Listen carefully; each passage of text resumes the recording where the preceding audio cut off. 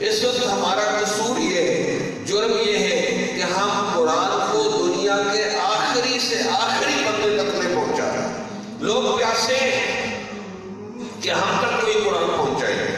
اچھا یہ بھی میں چیلنج کرتا ہوں کہ دنیا کی کوئی بہترین سے بہترین کتاب ہو، کوئی بہترین نظم ہو، بغیر سمجھے آپ کے اوپر اثر نہیں کرے گی۔ جب آپ کو اس کی لینگویج زبان سمجھ آئے گی تو آپ کے اوپر اثر کرے گی۔ لیکن دنیا کی واحد کتاب قرآن ہے جس قاری باسط کی آواز ہو، سورہ الرحمن پڑھی جا رہی ہو، جس کو قرآن نہیں سمجھ آتا قرآن اس پہ بھی اثر کر رہا ہے۔ بے شک جمال الوجود بذكر الإله وتصفو الحياة بنور هداه جمال الوجود بذكر الإله